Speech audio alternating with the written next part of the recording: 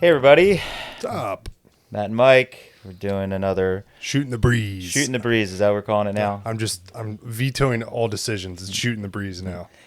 27 episodes in, and Yes. now shooting the breeze. Shooting the breeze. So these seem to be going pretty well with us just talking. So that's why we've Rambling would be a better ad. rambling would be better.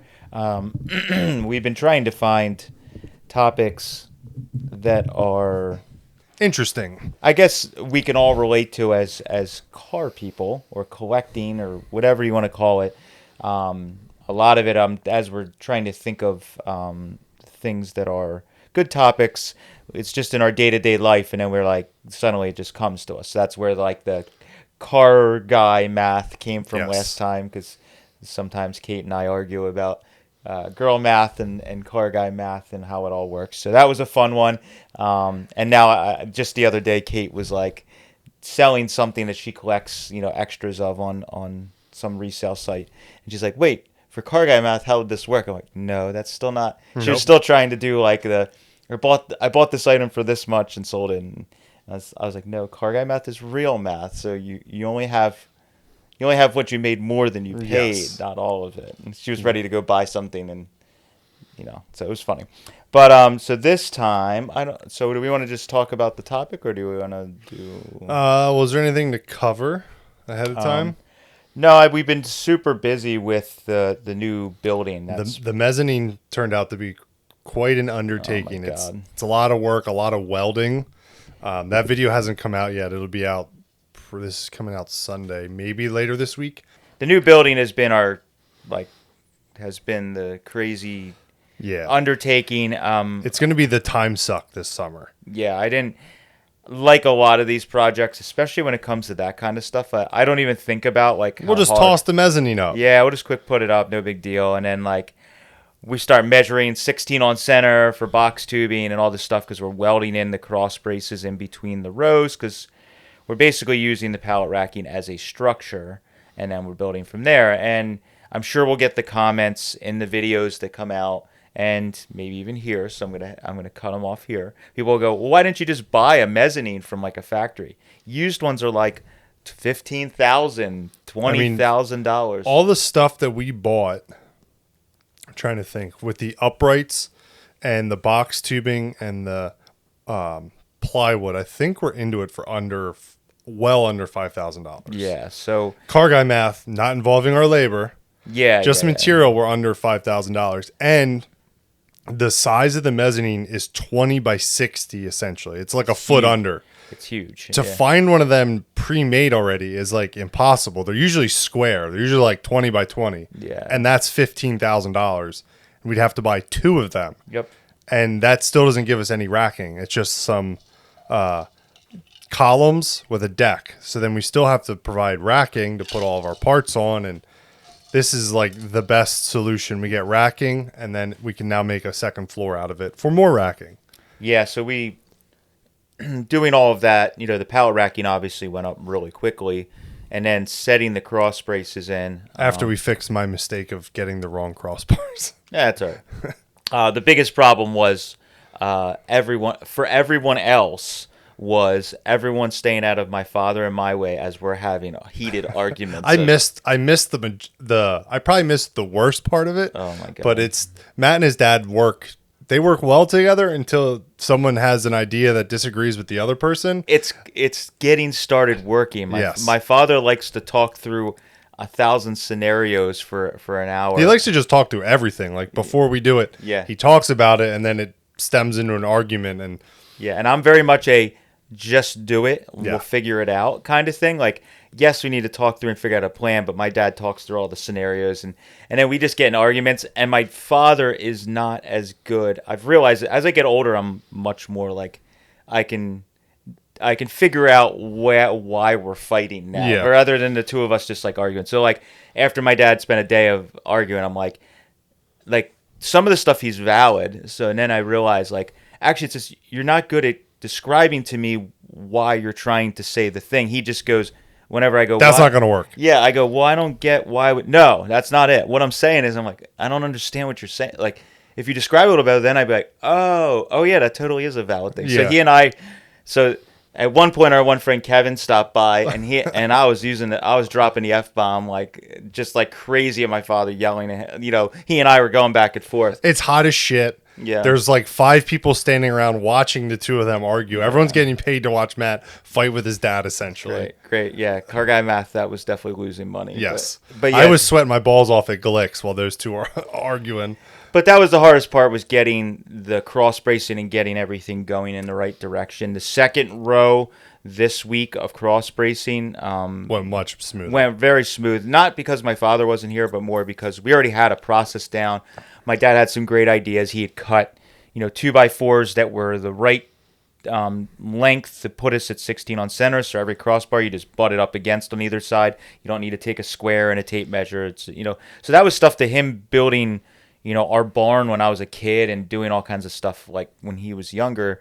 He had all those things that were like save time. I probably maybe by the end I would have thought of that, but I wouldn't have thought of it right up front. My dad's like, no, we got to. This is what I do when I would do, building a second floor. You just build this piece, butt it up against, and then everyone. You just check every now and then, but everyone's right. The biggest problem with the first row is I roughly set everything for spacing, and then we had to move some cross bracing, and some people were like hammering. Some of the cross rails in the pallet racking are tough to get in and out. Yeah. So they were beating on the cross rails, and it essentially actually moved one of the rows over like an inch, and Matt didn't realize it and started welding crossbars in. And then he got further down to that upright that was like an inch or two out, and we had this like crazy gap.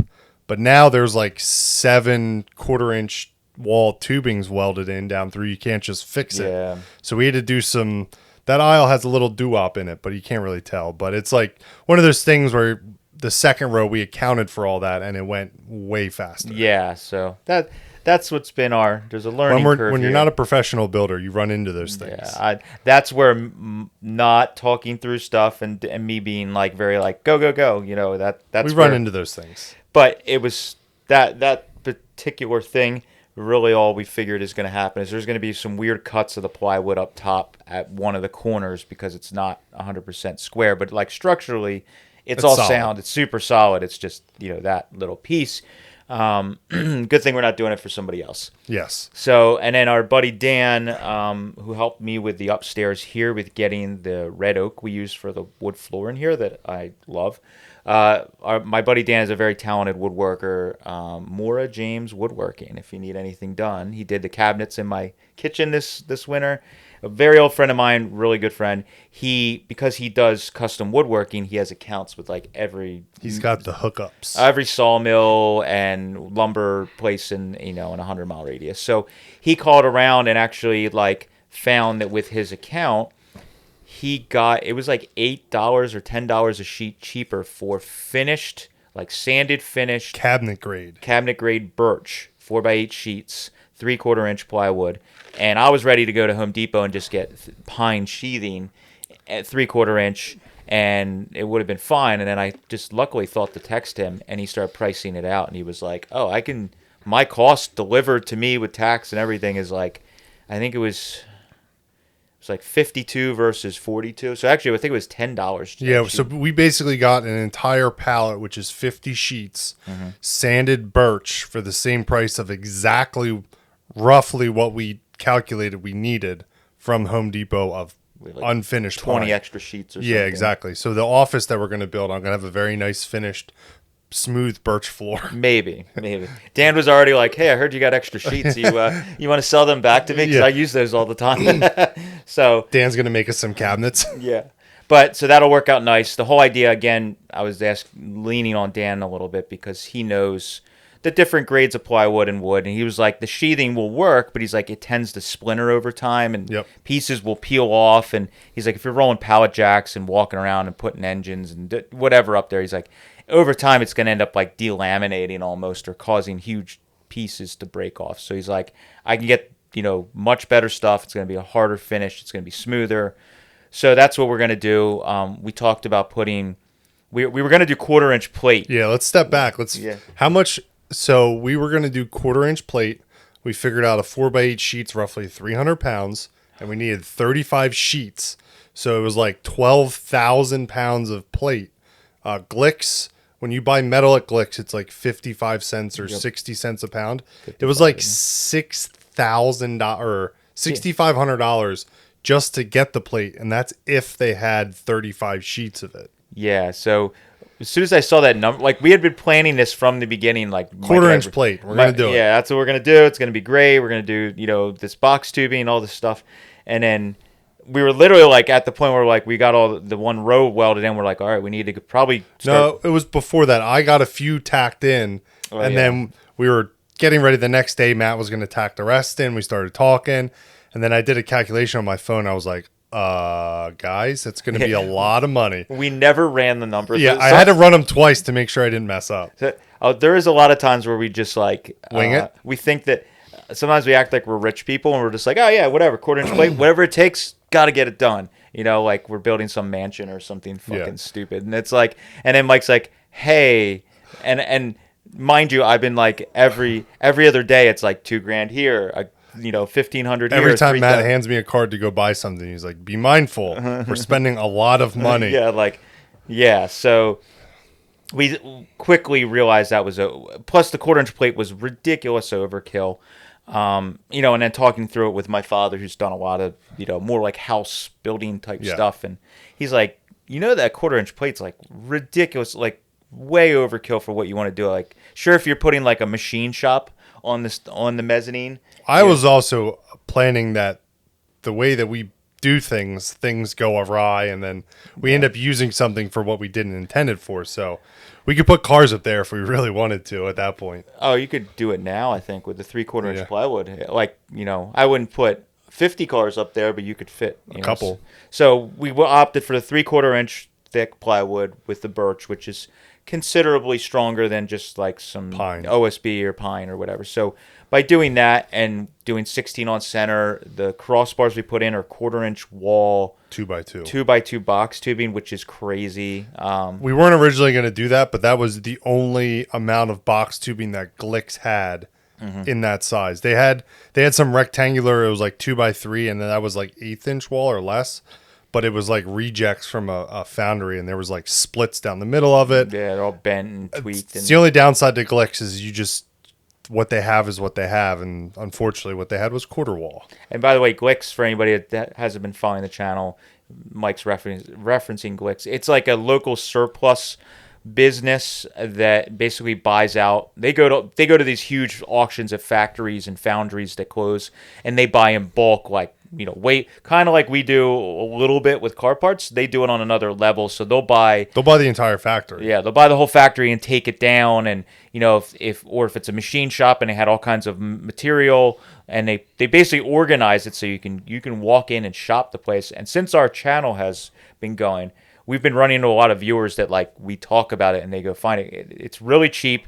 It's really nice. They let you walk in. So if you bring a cordless Sawzall or cutoff grinder, if you just need a little bit of box tubing, you could cut it yourself. They will cut it for you for a charge, but like they load it for you, and it's usually almost half price of new. So there is a lot of stuff in there that's literally brand new. It just sat out in the yard and it might have surface rust. So like for a while they had literally pallets of cold rolled sheet metal like we use for patch panels, and for a handful of years I didn't buy sheet metal because I would go there and you picked up like the first 2 sheets were rusty, but under that they were all oiled, and I was pulling 20 gauge sheets off, and I'd buy 3 or 5 at a time. I think we figured out it was 3 sheets of that was the same price as going to a name brand retailer and buying 1 sheet brand new. It's crazy. So that's what's been going on with everything here, and that's why you may see some videos that are just more like Hot Rodding 101 podcast videos, because we're spending days.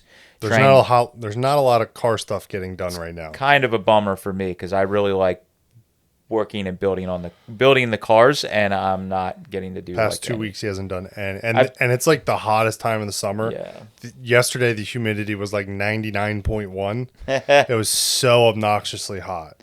So we've been we wouldn't be as far as we are. My nephew Evan has been coming like every other week. He's been coming on the weekdays and stuff to hang out and work on his own little project, and we're very old school. My family, my brother's the same way. With him growing up, like he does the thing he wants to work on for a day or so, and then he has to help me in return for that. So that's what he's been doing. He's been awesome. So literally yesterday, he was up in the top welding in crossbars. And didn't complain and just kept on chugging he along. actually asked me. I did half the bars and we took lunch, and I'm like dying because I'm fat and old.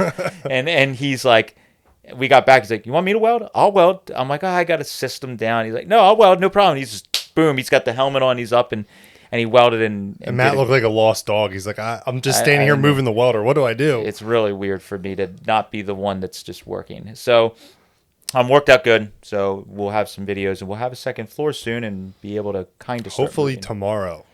Yeah. Hopefully, fingers crossed, everything works out. Hopefully tomorrow. Yeah, and we got and then the other thing is we have a handful of.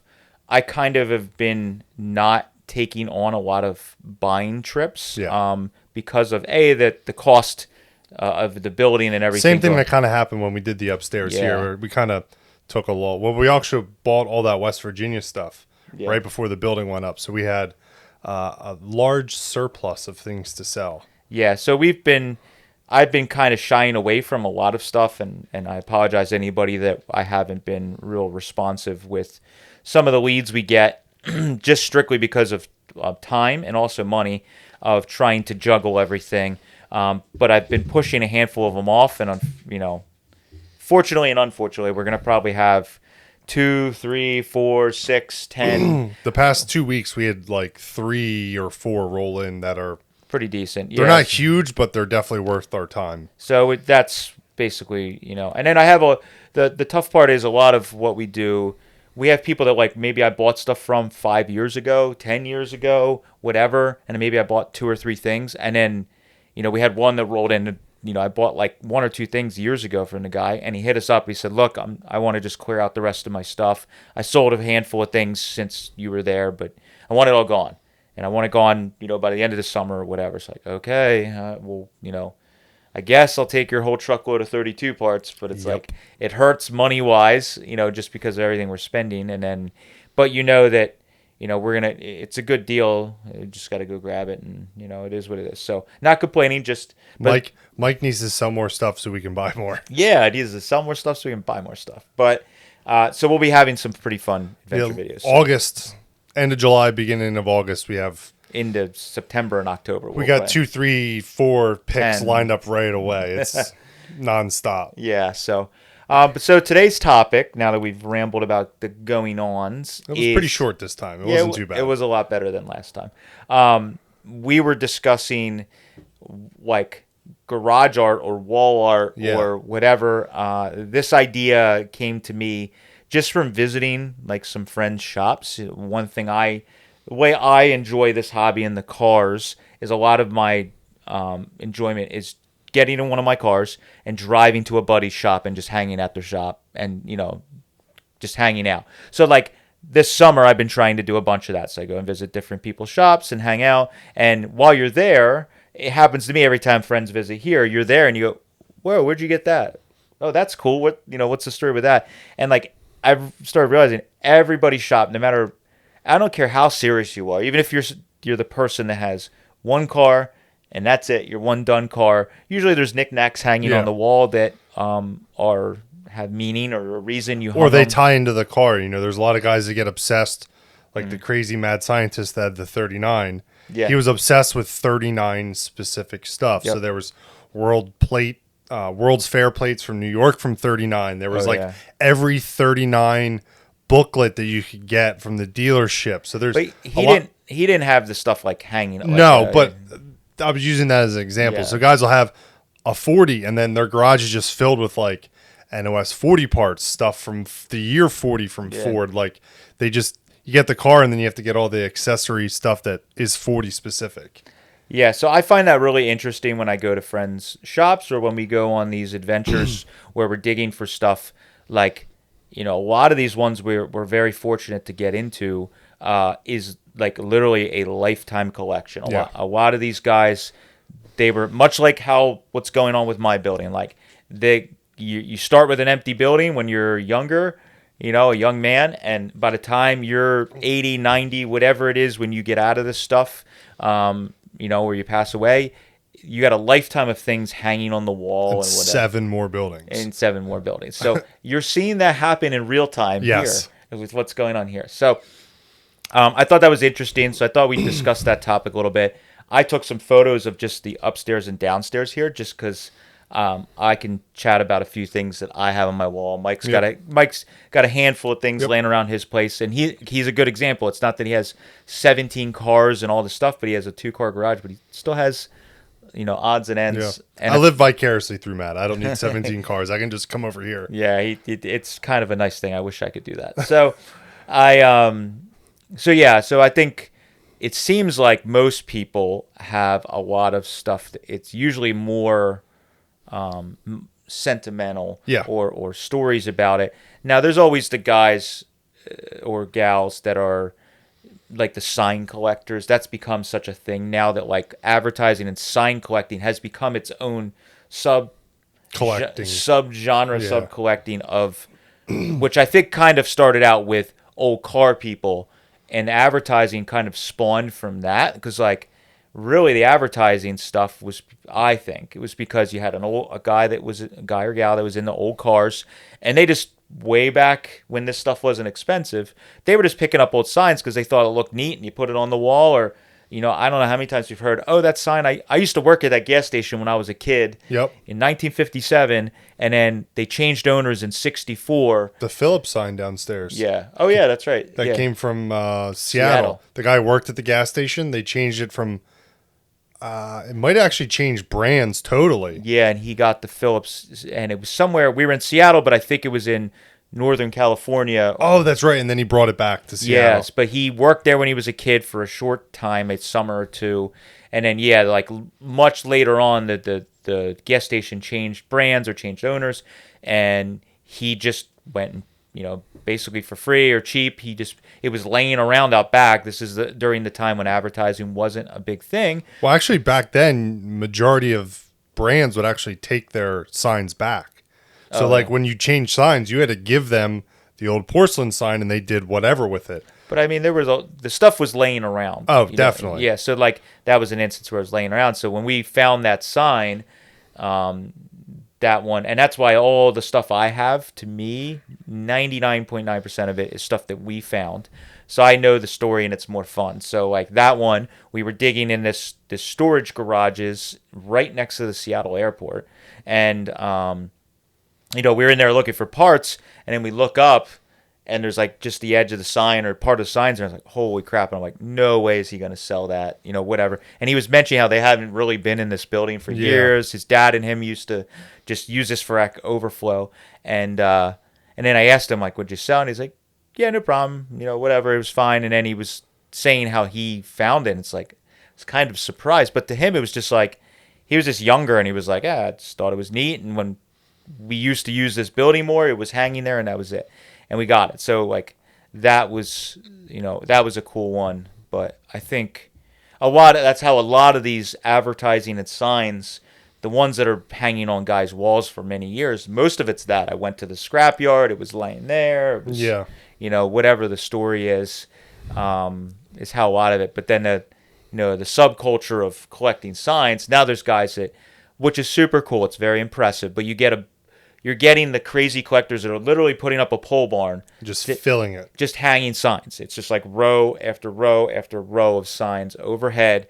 And really that's what their collecting is. And the cars are an accessory to the signs. You see these like high-end sign collectors, and it's like they got rows and rows of neons and high-end signs, and it's like I feel like it's flip-flop. They're like, they'll buy muscle cars just to buy them to kind of fill the building. Yeah. Well, you got to put some on the floor. The signs are on the walls. Yeah, yeah. So like they're buying the cars to more just have them to fill up the building, and they don't really care about working on them, or of course they probably drive them, but like it's more their accessories to the signs, where I'm still very much the other way. It's like the cars are the focus, the advertising and the neat old stuff is just, that's the stuff we find, and it's memories for me of all the adventures we go on. But like, and we're also talking about like the 0.001% of those people, because the dudes with those high-end collections aren't actually going out and hunting anything. A lot of them Some are. of them are, but Majority of them are buying them at auctions, or they're going to like Carlisle or Hershey, where there's someone already did the work finding it, and they just go into a booth.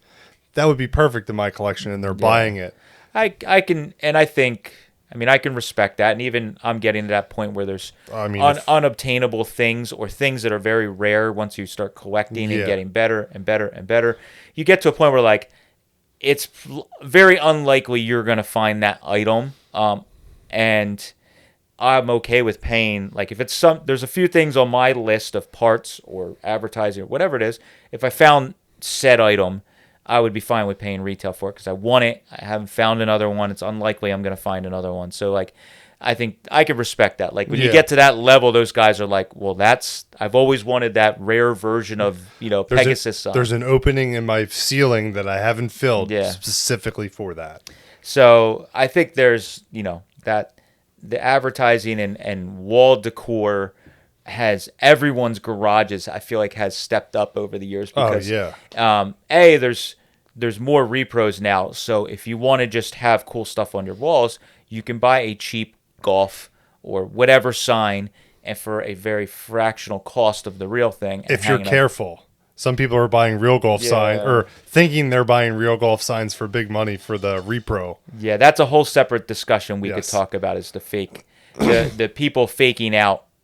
And I'm very scared of that. That's one reason that I almost never buy signs at flea markets or stuff like that. Swap meets, or big auctions, bigger auctions where there's a lot of signs, because I'm so scared of that. I'm not educated enough to know a good fake. I mean, I could tell the ones, and a lot of times I'll ask Mike, like I'll text him, we're at Carlisle, a photo, and he's like, oh no, that's a fake. They made a bunch of those because he's more educated. But like, I'm so scared of that. So that's another reason I like literally picking it off the wall myself, because we're in the middle of West Virginia and some 90-year-old guy's, lifelong collection. That dusty ass sign is not a repro. You're like, but we have run into instances where it's getting that repros have been out long enough. Yeah, I mean, they were doing repro stuff in the 60s and 70s, so you also have to be careful with that, because some guys in the 70s, it was harder to tell the difference, and they were buying them thinking it was real. But when you're in a building, a lot of times you can tell hanging on the wall. There's differences.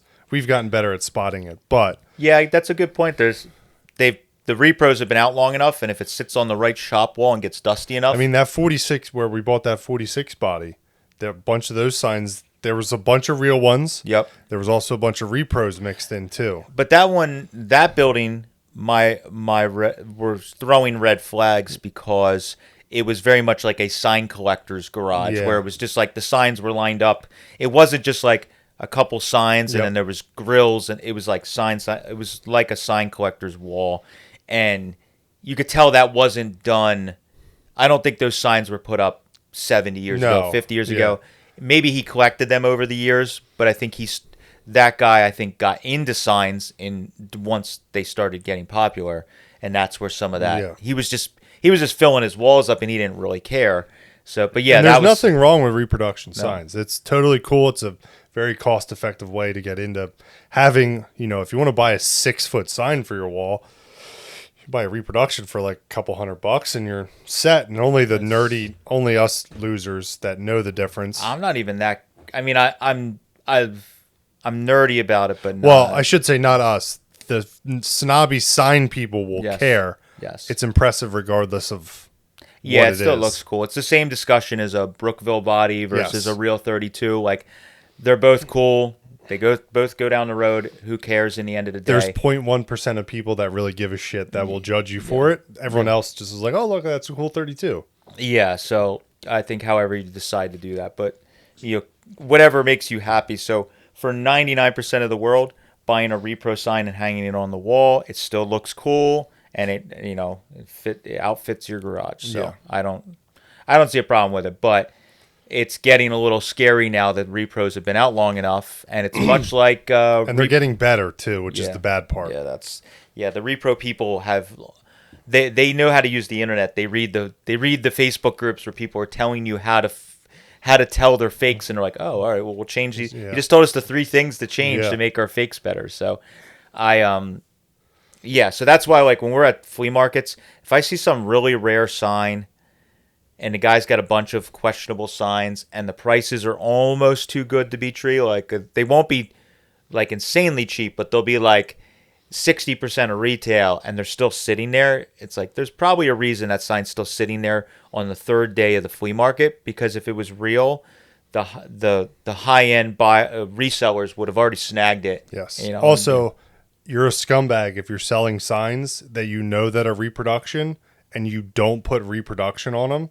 Like Yeah, with a price and say repro, and you just have like a price that's more than repros should be, but way less Yep. than real signs are, you're a scumbag. Yeah, we've had actually I think this year at Carlisle we had one of our viewers come in and he had bought a sign, he was all excited, and I guess a couple of his friends that he was with were like, I don't know, that looks like it might be fake. And he came up to me and he was like, hey, what do you think of this sign? And he's all excited. I'm like trying to be nice about it. I'm like, man, it's a repro. I don't know what you paid, but like it's definitely is. And he was cool about it. He said, I just wanted the sign. Like I didn't really care.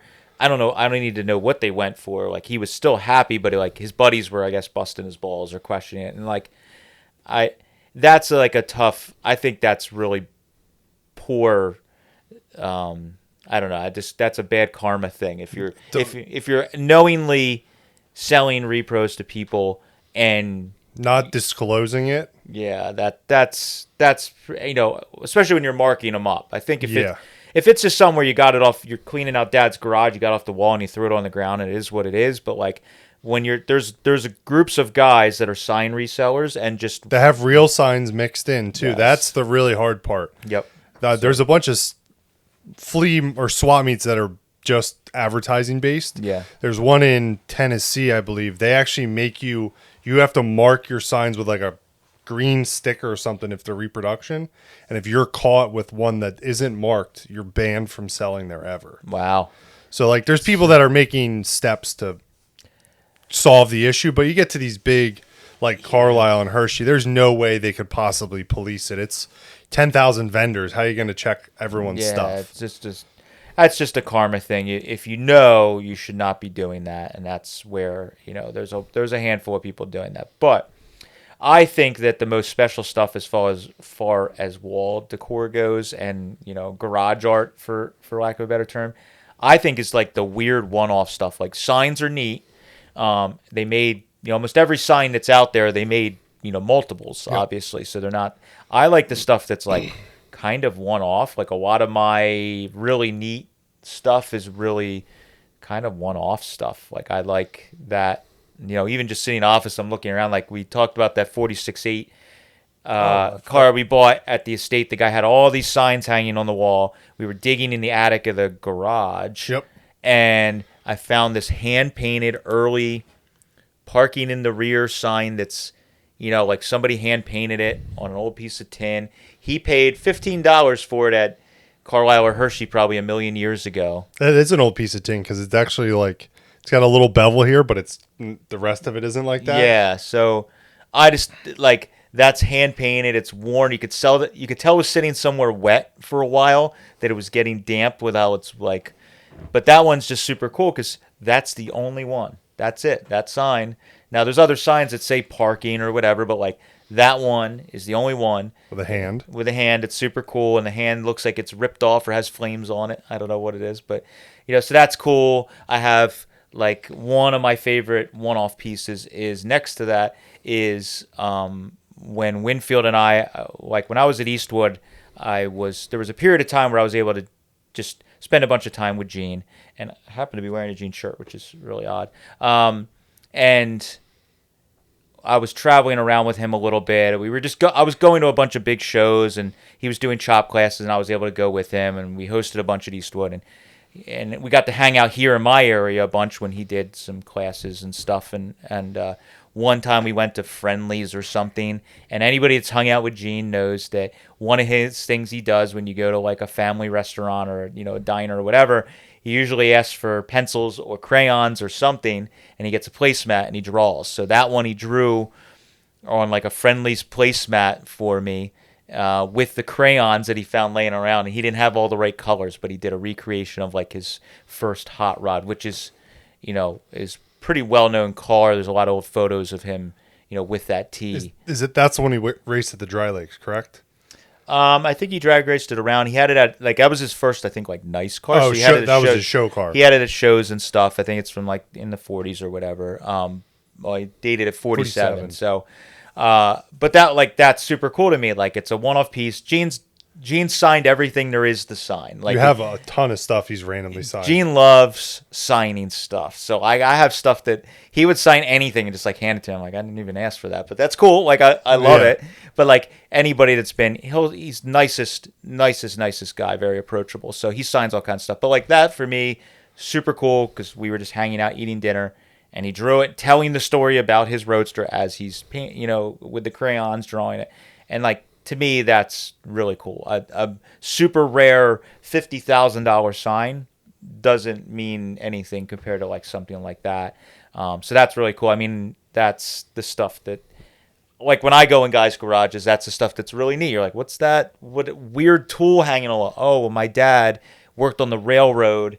And that was his big wrench he used every day to, doesn't even have to be a sign or a, whatever. It's just that. It's more just the story involved with everything, how they found it, where they found it. Yep. Or if, Joe Cook, there's a perfect example back there, the tiki rat thing. Joe Cook, one of the estates that we bought some stuff at, everything had pinstriping or artwork and just someone took the time to make it or design it or paint it. Yeah, I think that one is the first or second one he made. Yeah. It's numbered on the back, but that was in his house and we were with the family buying and he made a bunch of those for all the kids, all of his friends. Yeah, and again, it's just much like Gene. He just made the stuff. It wasn't like he was some lowbrow artist, on purpose. He was a lowbrow artist, but I don't think it was as intentional as some people nowadays are trying to be the cool art guy, and sell their stuff and make a bunch of money off of it. He was just doing it. He was just a surfer, stoner, hot rodder, and he was just fun. Yeah, just having fun. So that's cool because he just made that. It was around. It's a one-off piece. It's part of the culture, so it's neat, and that is pretty cool. And then just in my office, it's we have a piece of stained glass that's a Ford logo that somebody made. That's leaded stained glass. It's most certainly not an original piece from a dealership. This is a good example. At a Carlisle, some guy might try to pretend that. This came from Henry Ford's office. Yeah. It was in the stained glass above his door. And they'll find some photo that maybe is kind of like it, or they'll make up some bullshit folklore. I got that knowing whatever. I don't even remember what I paid for it, but we were in Chicago buying from an estate, and that was in the living room. He had a little display case, and it was on top, and I bought it just because I thought it was neat for hanging in the office because the light shines through it. And then Kate's father is really into doing stained glass, and he restores a lot of old windows for houses, and he's pretty educated on old stained glass. Yes. So we are nerdy, he's nerdy with that. So I brought him that and showed it to him, and he flipped out. He's like, oh, I could tell by how they did the lead that's not from the 20s or 30s. Yeah. He's like, that's something that was done maybe in the 70s or whatever by the technique that's used. I'm oh, okay, well, I'm not upset, but it was cool to learn that. But it's still super cool because I know where we got it. It's a one-off handmade piece. We have a bath mat that's the Ford logo that I have next to the T out there. Came from the same estate. Same estate. He actually had two of them. And this one is the really worn-out old one, which I actually preferred. And he had a much nicer one that wasn't as worn out. And he said that, I guess his mom or his grandmother. It was his grandmother. Yes, had made them. And they had them when you walked in and out of the garage or the basement, you would wipe your feet. And that one got worn out and got ratty, so Grandma made a new one. And that one never got thrown away, and they had the new one down, and it hadn't gotten as worn. And I actually bought both of them, and then we got home, and he texted me. I was like, I kind of regret selling that because my grandma made it. Do you think you could send a nicer one back? I'm like, I wanted the crappy one because it tells we're more gonna of a get story. It more dirty. It just tells more of a story, so we sent it back. But that's super cool because people that come by, they're like, whoa, you have a Ford bath mat? That's just, it's just obscure and random. So that's pretty cool. Do you have something? I have a bath mat too. Oh yeah, you do. I forgot about that. The only reason I have it is because Matt and Jason hounded me to buy it. It was only $20, but we were in Turlock. I think this was on the first trip. First Turlock trip. The first Turlock trip we went out, and there was a guy selling. I forget what it's called. It's I think it's chain stitch. I can't. No, it's not chain stitch. Needlepoint.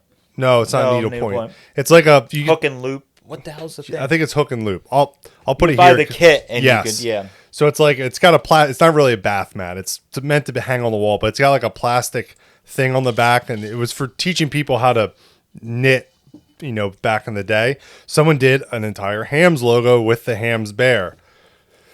Anyone doesn't know, my last name is Ham. I kind of got obsessed with collecting this stuff, so they convinced me to buy it. I was just being an idiot and was making excuses. Yeah, Mike was like, I don't know, we don't really have the room, and I'm like, dude, we're shipping pallets back, and then like it was there all like we were there for 2 or 3 days at the swap meet, and he's like, I don't know. I'll buy it tomorrow if it's there. First thing I walk over, and like, he was a son of a bitch. Yeah, he was hoping it was sold, and then we were like, literally, it was like the last day, and we were basically done buying, and we're just like, you need to buy that thing, like you have to buy it, and it's the very first thing that I hung up in my new house when we moved in. Awesome. But that's cool because it's one off. Yeah, it's and it's obscure. Like I think it helps. It goes with all your other like real stuff, you know, and, like I mean, this stuff and compliments. Top of all my other, I have Ham's plastic sign from like a storefront. One of our friends, I can't think of his name. You visited him and his dad in Chicago. Brian. Sorry, Brian, I forget your last name. But yes, they were at a swap meet and they found it, and it was, I think it was $100 for half of the. It's just the plastic insert. It got shipped back east on a 32 frame that Matt bought. Oh yeah, I forgot about that. They palletized it, or they boxed it. They built like a crazy crate, took it to Eastwood. Yep. It got shipped. This was years ago. Shout out to Trevor and crew from the Allsup store. They're like our Midwest shipping department connection. Yeah. They've always helped me out. So it got shipped east on top of his 32 frame, and it's been in my garage. I have it all backlit. It's just, I like collecting, not necessarily like expensive, but like neat stuff like that. It's a big. My garage isn't very big, so I have like 2 huge signs that take up one entire wall. It's just very big and obnoxious and in your face when you walk in. Yeah. And I'm trying to think what else. I have that Goodyear tire sign that we found in by the Gilmore, that lady that we visited. Or Kalamazoo. Kalamazoo, that's it. By the Gilmore, we went and picked the lady's place, and I bought some signs, and it was absolutely covered in like paint. Someone had painted over it to use for something else, and I did the old oven cleaner and stripped all the paint off, and that's hanging. It's too low. I need to move it. I whack my head on it all the time. But just beer stuff really is my main. You have we'll get into the grill discussion in a moment. Oh, before we do that, the other sign that I have was a gift from Matt himself at my wedding. My wife is probably still upset about this, but no. Matt found a rare, Matt didn't know this at the time, but a rare Baltimore only Hams advertising light down the street from his old house, painted it like 2 or 3 days before my wedding. And night before. I was trying to give you the benefit of the doubt. No, it was literally the night before. It still smelled like spray paint. Yeah. Set it on the gift table and actually plugged it in. So when we walked in, it was all lit up on our gift table. It's like, those are the pieces that no matter how poor if I ever got to the point of being homeless, I would never sell that because it's a neat piece. It was a gift from a friend. It, kind of unfortunately got me started on buying. That was your first Hams piece? It wasn't my first Hams piece, but it was like I didn't know those signs existed. Oh. And then I started researching and was like, I have to buy all of them. I need the whole collection. So it started me down a path of buying, those types of signs. And I just remember like upstairs here, the only thing I kept when I was picking there as well was I have one of those too. A KO, as am I saying it right? KO like chocolate milk. Chocolate milk, and there are these paper advertising, they would have just a poster would have put on the wall. They weren't meant to really last. And this this place I was picking at, their family had owned a bottling company like a couple towns over, and this was like literally from like their grandfather or something. It was just stuff that was thrown in there, so that's why there was like beer stuff and whatever. So I got a stack of these like little cardboard posters. I have one framed, and that was the only thing I kept. I have one. You got like, I got a big stack of them, and I was selling them, one by one. And I have one in my toolbox that's been there forever. I need to frame. So I framed mine. It's moved from downstairs upstairs. So that's kind of neat because I remember finding these, and your sign was like right down. I mean, it was like literally I'm walking on stuff on the floor, and it was like in and around and under, like on the floor, and a bunch of stuff. I was like, whoa, that's cool. And picked it out, and I was like right when I found the stack of paper signs too. So that was just, and I was my old house I used to rent was just like a neighboring town, and this house was literally across the street. I mean, it was like the neighbor, but there's kind of grown in. The property wasn't necessarily taken care of real well, and people lived there, but it wasn't inviting. And then one day I don't know why, I just randomly, maybe I saw somebody outside. I randomly decided to just stop in. I think I was in the meat truck and was like, hey, you got any old stuff? Can I dig around? And then the guy was like, oh, my father used to run a repair business out of the barn here. And then my grandfather, and I realized quickly that it was like multi-generational. I'm like, can I come back and dig? Yeah. And that's when I got that sign. So that was, neat stories. Yeah. And I kind of wrecked it by painting it, but it's supposed to be brown. He painted it gold. He didn't know. It's not that that's big all a I deal. had. I had a gold. I thought it would look cool, so I just painted it. It looks cool. I'll never paint it just because it's whatever. Every time I post a photo in the Hams beer group, people are like, why is it gold? Like, don't worry about it. It's going to stay that color. I'm not changing it. Who cares? Exactly. To be fair, there was no brown paint on it. It was just surface rust. Yeah, so that's exactly. why I did that. So I figured his wife wouldn't be as excited when I set it on the table and it's like flaky surface rust falling Hey, look, off it. hon, Matt got us something gold for her wedding. Yeah. Oh, my God. But the grill debate is always hilarious. Oh, my God. Because everywhere we go, Matt buys lots of grills. And we were in New York at an estate, and we didn't film because the family got weird. It just didn't work out. Yeah. Didn't work out. There was one 34 grill that was missing all of the bars. Matt had bought, I'll have to dig for the photo of all the grills sitting against the bench in the shop. There was like 7 or 8 32 grills. I have a photo on the back of the trailer maybe somewhere where it was the ones we just bought that day. And there was a good handful of grills I think there was one nice one, and the rest of them were like cut for a Model A. It was filled. It was cut in section. Yeah. Like, I don't want to paint the or picture. Smashed. Yeah, we don't want to paint the picture that it was like we got 8 perfect grills. They were all in serious states of disrepair. Yeah. So, but like up until that point, I would never let like any pick. It was like I get all the grills. I keep all the grills. I just have, and I'm a recovering addict. I mean, there's literally like. There's a grill hanging back there. There's a grill over there. Like it's a problem. Okay? He says recovering addict, but he's still got a problem. I have a problem. He's in active recovery. Yeah. So we're at this pick, and I found a 34 grill that has all the bars cut out of it. It's literally just like the outer edge with a good horse collar. And I was like, dude, you have to let me buy this. And it was really hard. It was like, it was super rough. No chrome left on it, just bare metal. It's like your best friend asking to take your sister out. And like, man, I don't know. Like, I don't. Fine. But you treat it right. You don't. Treating it right. I hung it outside my house forever. It's a piece of crap. Yes. I don't know why I was just. Oh, that's the same place. That one that was out. Is it still above the garage door downstairs? Mm-hmm. It's all like zip tied together. It's the worst 34 grill on the planet, just about. Dude, it is so rough. I have it hanging outside as like. What's funny is I didn't buy the worst one. You did. Yeah, this one's way more like run over and bent and zip tied, and it's just again tells a story. So it's kind of cool that it's been hanging above the downstairs shop door for years, But I'm probably the only person that's ever bought a grill at the same place Matt was at the same time. No, I definitely, maybe, but. We've sold a bunch. I meant like I've bought it instead of you buying the whole pile.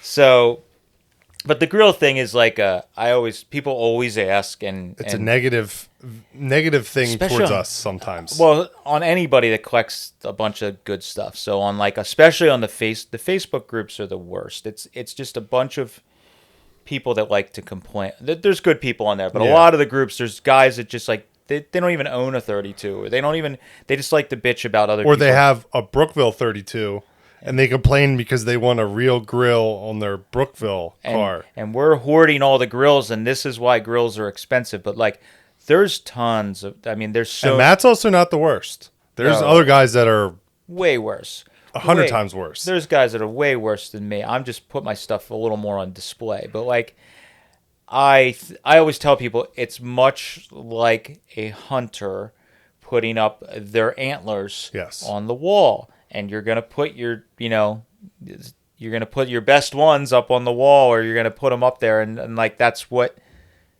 just you do. So a lot of them is like with all the hunting we do grills is kind of like the big pinnacle piece that you always look for. Everybody that's at a flea market or picking, you're always looking for a 32 to 36 grill is kind of like they're always cool. So specifically 32s, I don't know why that's been the grill. 33 4s are probably worth more money at this point, but like 32s are the ones, and it's just like I don't know. I don't know what it is. There's something that in my head that when you get one, it have a tough time getting rid of it. But I have been getting better over the years. Unlike there's some guys that collect that I know or acquaintances with that they don't sell any grills and they have them stacked up like insane amount. Which you would have been like that if you've. Matt does sell grills. I've sold tons. a handful of grills for him, and in the past he sold like New York's a good example.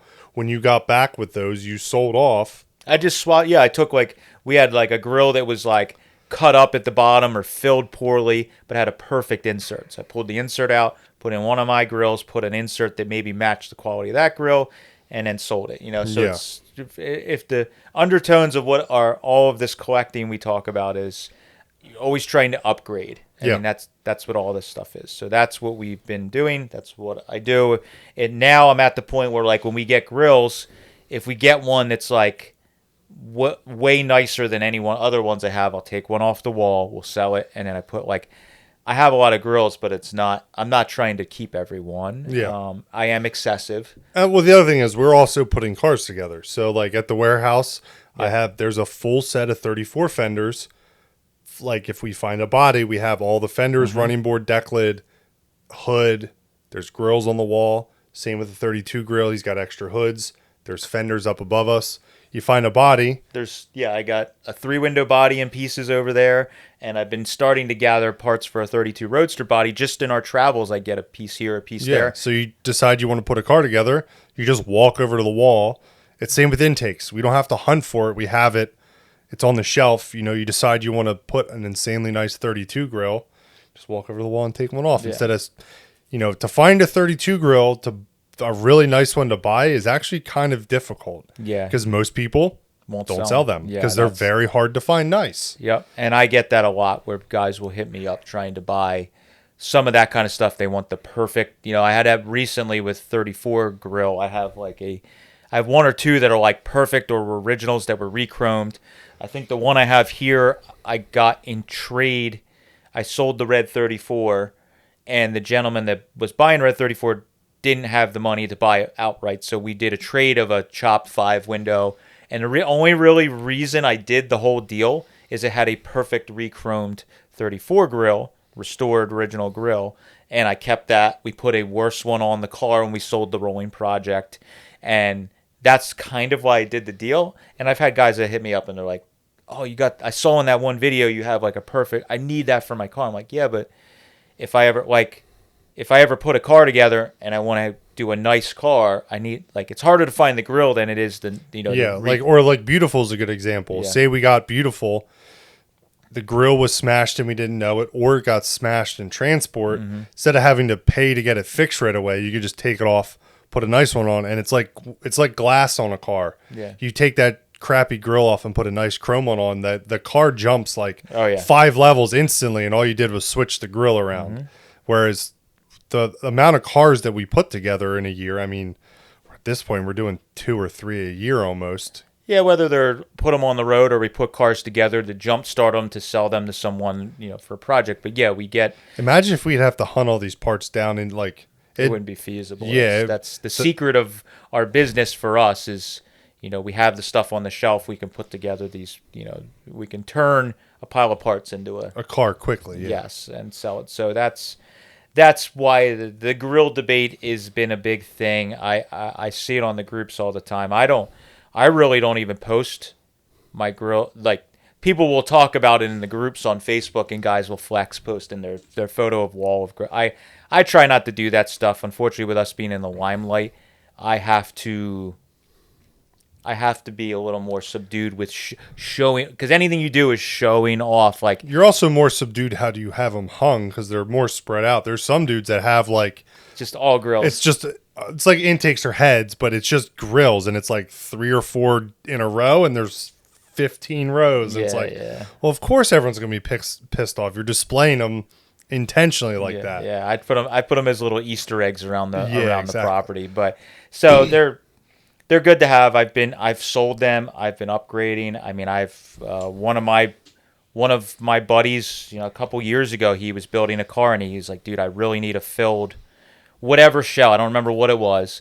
And like, I pulled a few off the wall, and he came over, and I sold him a grill. It wasn't like I, said no. It's only when people want to buy the best one you have. Well, why would I want to sell that? Because that's why I do what I do, is to have the best. Well, all this stems same as the Strombergs. The Pagoda City Coupe, when you were putting the car together, Yes. It took you forever to find a 32 grill. Yes. So you were jaded about having to hunt so hard to find one. You just keep you've started to keep the ones that you found. Yes. So you didn't have to find them.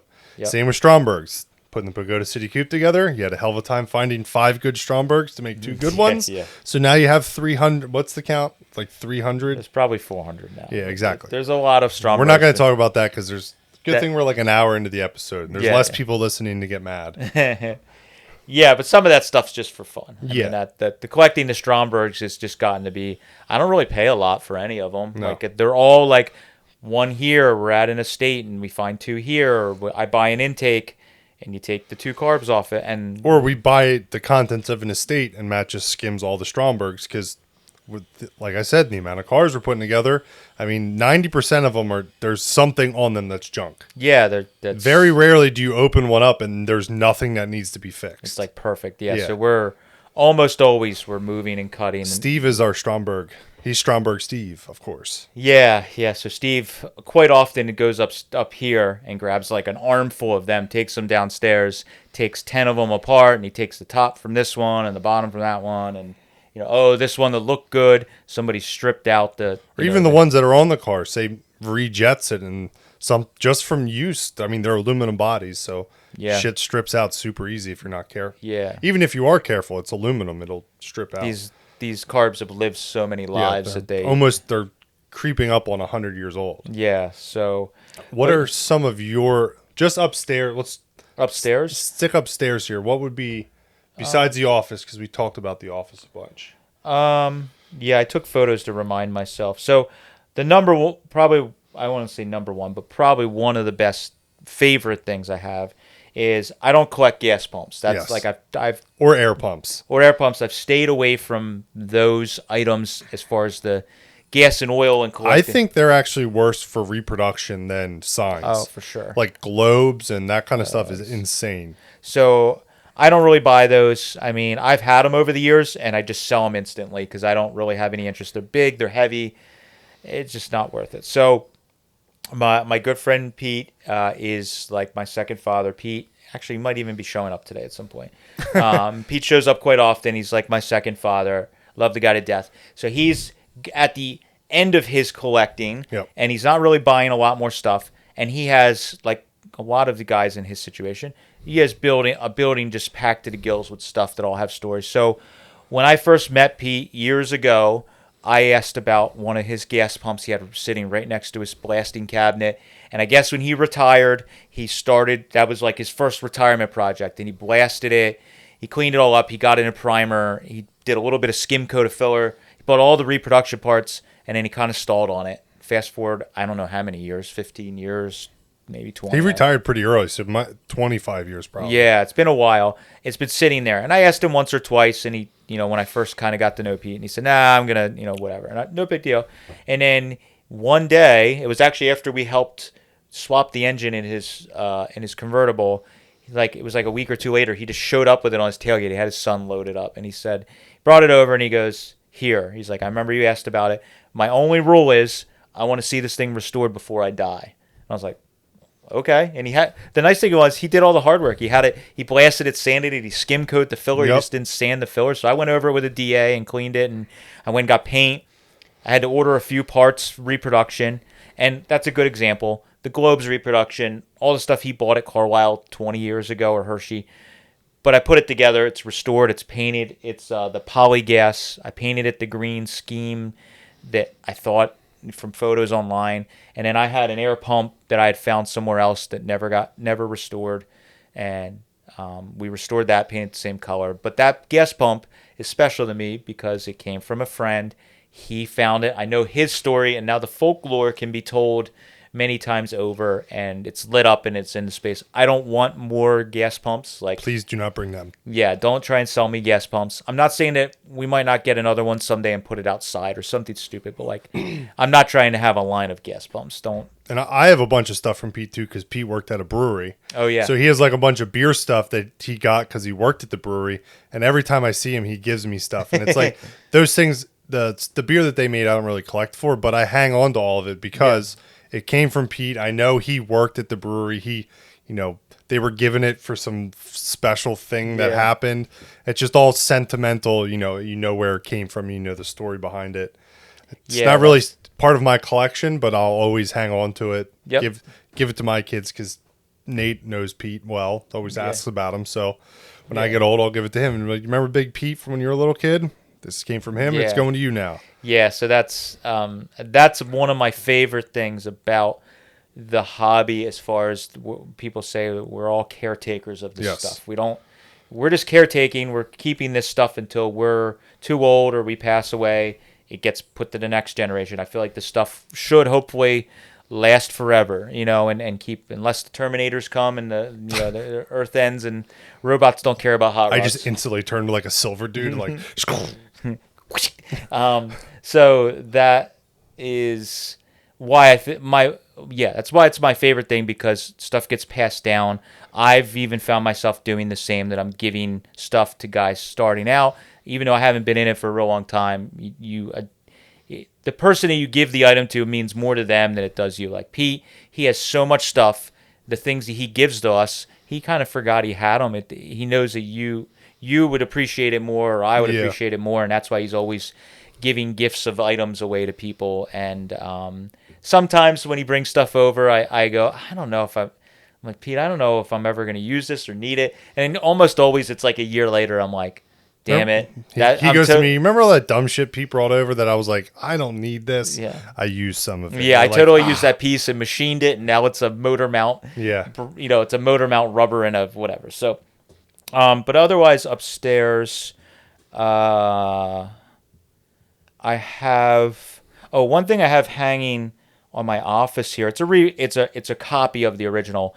There used to be a diner near my old house I would go to that I would go religiously all the time, and it's there's a campgrounds there. It's called Hickory Park, and there's an old campgrounds in the back. There's an old school diner. It was right by the street, and it got too many people drove their cars through the front of it that it was literally right next to a major road. It was kind of sad. So I used to go there all the time, and in the back of the diner where I would always sit to have breakfast and whatever, there was an original flyer for a motorcycle flat track race that I think is from the 30s. I forget the date now. I'm pretty sure it's from the 30s.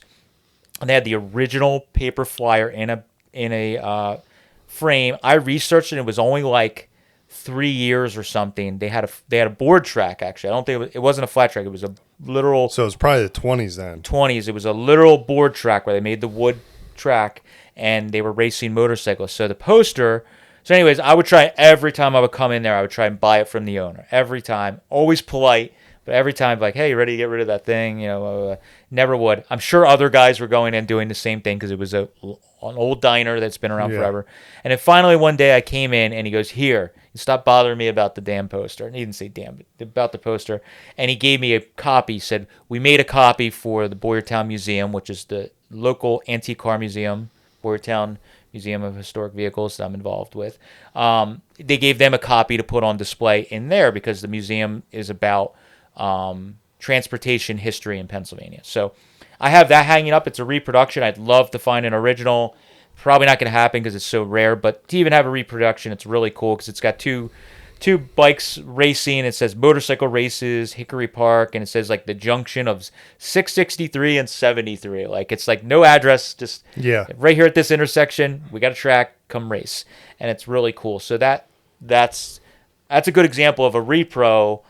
I don't care because it's so special and it's so local stuff is like really really neat. Which reminds me, probably my most favorite thing I've found recently that I haven't put up yet is the Road Knights. Oh, we talked about that in the last podcast. Oh yeah, yeah. Oh, I forgot we did.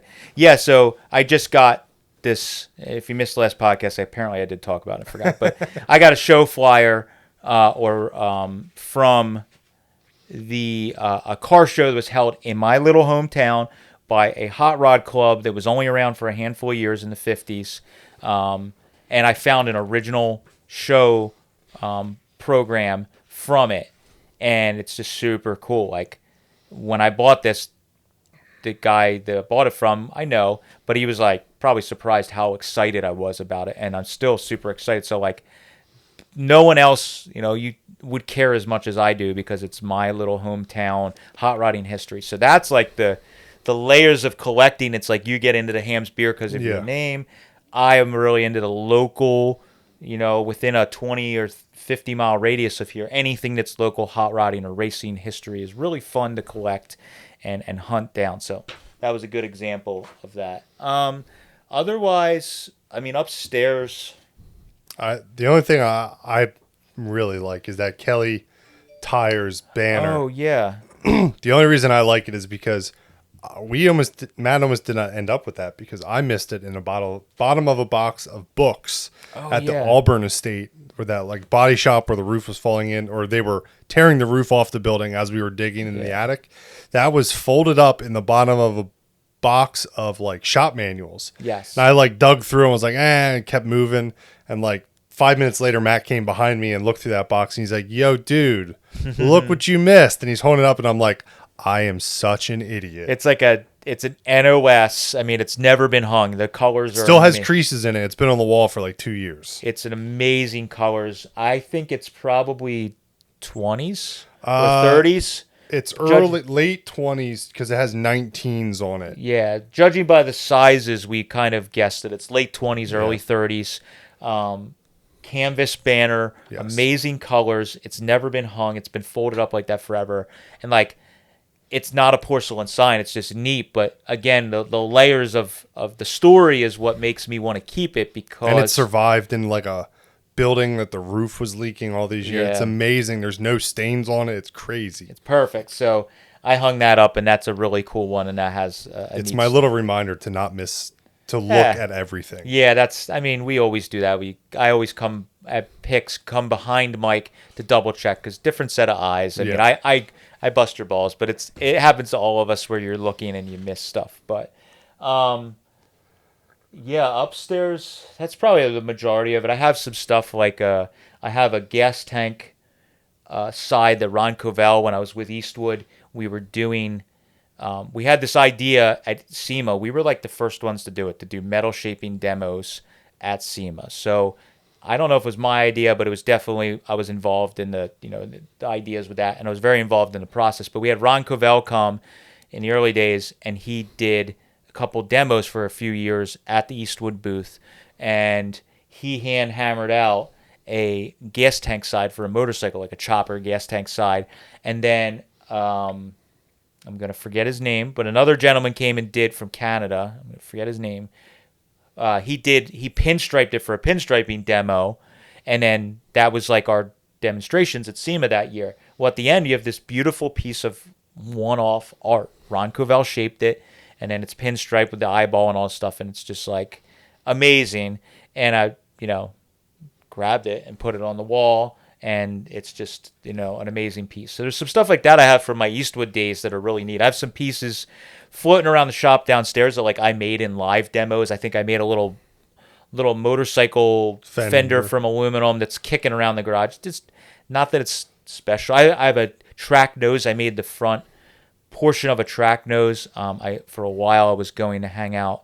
Mike Phillips Hot Rods. It's local, super talented guy. Before I got this shop, and I was still in my old house where I didn't have as much space, I used to go there at nights after Eastwood and help him out to learn, just hang out, learn, and eventually he let me use the power hammer and some of the stuff. And one night or 2 nights, I made the piece of this track nose, and it's just like, I mean, I could have thrown it in the trash, but it was a neat reminder of, at learning that I was doing. But yeah, so upstairs, that's probably the majority of it. This Ford Gaskets one is one of my real early items I've had for the most time.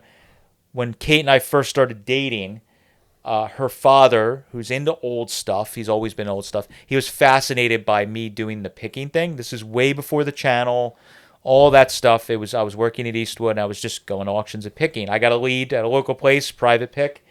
He and I went. It was his first time going on a pick with me, and he just didn't even know what to do looking around. But I found a bunch of neat stuff. But I found this, I believe it's a Model T era.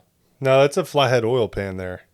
Well, that's a side gasket for a 4-cylinder. So, anyways, I'd have to look at the part numbers. I forget what it is. But anyways, it's a gasket thing for Fords. It's just really cool. And that's one I've had forever. I could have sold it. I've had better stuff, but like that one, because I found it in the garage and it was one of my Actually, that might be Model A. Yeah, it might be. So that's really cool. Downstairs, one piece that's really important, again, it's one-off, is our IronTrap sign. Our neon that's made by my buddy Ben Selman. Ben is a extremely talented artist, tattoo artist in general, car builder. He's good at like he pinstriped the free tee. That was like the first thing we like worked together on. He pinstriped the tee. Ben's just a good dude. Yeah. Funny thing about Ben is I didn't know Ben at all. Ben followed me when I worked at Eastwood, I guess on social media, but Ben won a free TIG welder in like a live I was doing at Eastwood or something, or whatever contest. He won a free TIG welder. Like totally didn't know him at all. I guess he had already followed me or whatever. And he's a tattoo artist. I'm obviously tattooed. I have some work by some well-known people, so he probably caught his attention. And after he won, I used to run the social media for Eastwood. He reached out. He's like, dude, thank you so much. You would have thought I gave it to him. Like he was like thanking me so much. That's also Ben. Ben's like a super nice such dude. A nice guy. And he was like, if you ever need anything, if you want like a tattoo for free, I'll hook you up. Like all this stuff. I'm like, dude, you won it fair and square. Like it's, I didn't even know who was gonna, you were entered. And over the years, we become good friends. Ben's a great guy. And for a minute, Ben was doing some, he was hand painting some signs he lives in Delaware, kind of near the beach. So he was starting to do some signs for like bars and restaurants. And he was doing these nostalgic hand-cut painted signs. And I guess he was trying to lead up to maybe doing neon signs. And he did one for Cody. Traditional Metalcraft. And Cody had one in his shop when we went to visit Cody. I was like, dude, this is sick. He's like, yeah, this is the one I made. Can you make me a sign? Like, I want to get rid of the golf sign and have like the IronTrap logo.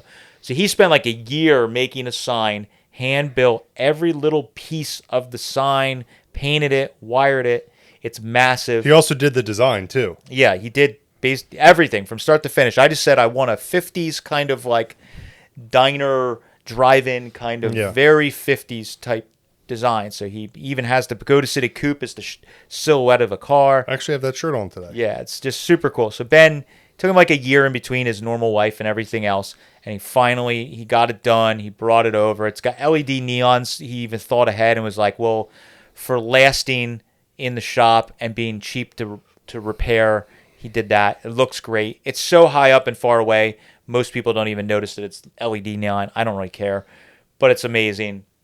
That's a piece that's like will forever. And he showed up. He drove all the way from Delaware to fix the LED driver died. Remember? Oh yeah, he came all the way up with a spare part, fixed it, stood on top of the toolbox, fixed it for us. Apparently, I got a lifetime service plan with it too, because Ben's always like, "Dude, I'm so sorry that the driver." I'm like, "It's a Chinese like Amazon driver." Yeah, whatever. Of course it failed. And we like change it to a better one. We changed some of the light bulbs to LED that weren't LED, and like the thing's amazing. It's on 24/7. Oh, it's not on a timer anymore? when we moved the toolbox, I forgot to put the timer Oh, back. okay. So It used to be on a timer from 9 to 5. so for years now, it's been Just unfortunate. on all the time. Yeah. So, but yeah, Ben did that. That's like, to me, is a very special piece. It's iconic in the shop, and it was just a buddy making something, helping me out, and it was really, really, really good. We have, I don't know. Oh, we're probably getting towards the end. I have two items that I think I want to mention. Two or three items. One is not even advertising. It's taxidermy. Oh, the mummy. There's when we were doing the Schroll estate. It's not even taxidermy, technically. It's just... It's nature. Yeah. So when we were doing the Schroll estate, we were there a dozen times throughout the process. And the one time, I think when we pulled the 32 out, we were there, or maybe I forget. I think it was when we were doing the parts, when we were helping them. Like Yeah. the second or third time we were there, we took the building where the Schroll coupe came from, and we helped them sort parts and Yep. say, these are hot rod parts. These go with this car, trying to help complete some of the cars. So they were like, oh my God, we found this dead cat. Which I think someone did that because it's like nicely in a box. No, they did that because they didn't want to touch it. Oh, okay. That was like the flats because they were setting stuff aside for the auction. That's right, okay. So they had all these flats, little top of a cardboard box, and somebody had a flat, and that's how they like got it down. But they found it up in a loft area where they were digging parts down or whatever, and it was a mummified cat. So it's like some kind of barn cat or stray cat went up there, it got sick, or it was sick, and it just died. And then because the building was so hot, it like dried the cat out like a mummy, and it's just like Perfectly petrified. yeah, it's crazy. So they were like, "Oh my God, this is so weird. We're gonna throw it out." And I'm like, "Can I have that?" I remember the look on her face. She She was was like, like, I guess. What? I was like, "It's super cool." Like I collect a little bit of taxidermy, weird stuff. I have some stuff in my house that's like same thing. Picking, I got weird, old, sketchy taxidermy that we Bad taxidermy. Yeah, like it's the good. eyes are all fucked up. Yeah, and- yeah, it's pretty funny. And so we got that, and it sits on top of my fridge. It's kind of a little Easter egg because when people go to get a bottle of water out of the old fridge, it's right above, and if you look up, you're like, whoa, what the hell? Nate didn't know it was there for a year. We just showed it to him the other day. He's like, what? What is What that? is that? Why? Yeah, so that one is good. The two other ones I want to mention downstairs that are really important. Again, they're not necessarily signs. They're actually pieces of equipment. Number one is my English wheel. Yes. So that's a piece of It's artwork now, basically. it's 'cause of- it's a garage art, but it's it's a useful item. My English wheel that's in my shop is an old 30s or 40s cast iron, real British English F.J. wheel. Edwards, right? Yeah, F.J. Edwards wheel. I got that wheel from Gene. Kate and I went and visited. I took Kate out to the LA Roadster show when we first started like dating, and we went to see Gene, and he had that wheel there. He had some of the guys working on stripping the paint, and I wanted to buy it because I knew I was getting. I was about to purchase my house, and I asked to buy it. He wouldn't sell it to me, and then, anyways, fast forward, he got another wheel. 20 minutes from here, by the way. Yeah, so I helped him get that wheel, and I ended up getting this one, and he was painting. Basically, he was painting a car for some Japanese customers, doing one of his fades. It was a Rivy, right? I think so. And he called me and goes, "What's your favorite color?" Or he said, "What do you like, blue?" And I said, "Yeah, blue's cool. Like I love blue. It's one of my favorite colors." And he's like, "All right, the wheel's gonna be blue." And I'm like, "What?" He's like, and then I had a friend that was working there at the time, and we were texting, working for Gene, and they were like, "Yeah, he's painting this car, so we're just gonna like, as he's doing the fade, he's gonna turn around and spray yours in the booth at the same time." So my wheel has a Winfield fade in this cool blue and white that he did while he was painting this car, and then we shipped it back here. It was one of the, within the first few months or so of me being in this property in the building. I'll dig on your or Facebook. There's a photo from like there's nothing on the walls. And it's just that wheel Your and like toolbox, your dad's toolbox, Yep. his old toolbox, and the wheel, and it's like nothing around it because Yeah. it's so empty. yeah. So those are two special things right there. My dad's old toolbox, which is giant. My dad was an equipment mechanic. That's his toolbox after he retired. I have that there, Mac toolbox, and then got the wheel that Gene, had painted and stuff, and it's a useful item. I don't treat it like it's a piece of art where I can't touch it. I use the wheel, do everything else, and it's really, really cool. The other item is the lift. That's the last item I'm going to talk about that I have to keep this not 3 hours long. We have the lift, and it's an old 4-post lift. It's a Walker, I believe, or Yep. Weaver. I can't remember which one. I don't remember. I think it's Walker. Lift, 4-post lift that is painted blue. It's in the corner. It has a 32.3 window on it right now. But that lift came from where we got what we call the DeLorean Roadster, the black 32 Roadster we got in Detroit. It was on that lift, kind of stuck on the lift, and there was a whole saga getting it down. We disassembled the lift in Detroit, brought it back here, had it blasted by my buddy Brooke, and then we repainted it, put it up. It's one of Steve's first. When Steve started helping me as a volunteer, it was that first summer he helped me stand it up. The one section like fell down almost on us. That wasn't Steve. That was No, it was Steve. Was it? Yeah, it was Steve. I remember. I could have swore it was No, it was Jeff. Steve. No, it was Steve because I remember we got to the end and I barely had it together and he had to leave to go to his second shift job. I remember we were like trying to quick get it done because Steve had to leave by 1 or 2 to go to work. So we did. So we got that stood up and we use it, but it's so cool because we found the tag for property of Ford Motor Company while we were there taking the lift down for the lift. Did we ever put it back on? Yeah, it's on. It's a brass tag, and it's only like a handful of miles from Dearborn where we got all this stuff. So like that lift was either in a dealer or in the factory is where it came from. So like so many layers to that one that it's so cool. It's not really that useful. It's more of it's a storage lift for us because it's kind of slow. It only locks in one position, but it's really, really cool. It's a story to tell. And it's also funny is you didn't know it was included with the price of the DeLorean card too. You got there, Yeah. and you got the car down there. Like, are you taking the lift? You're like, what? Yeah, the lift comes with the car, and I'm like, I have to bring a bigger trailer. Yeah, I'm like, do you see that the trailer's full of a car and like 15 LaSalle transmissions and 20 wheels and Yeah. blah blah blah blah. It was all just full. So we came back the next. I think we had to wait through the winter, and Yep. we came back in like the spring or whatever, or the end of the winter. And Jason, my buddy Jason Lacombe, and I, and actually I think Josh. From the Gilmore, yeah. He was working at the Gilmore at the time. Our buddy Josh came and helped take it down. So we had a bunch of help. It was really great. But yeah, so that one's really cool because it's a piece of equipment that doubles as garage art. And it's a piece of Ford history as well. Yes. So technically.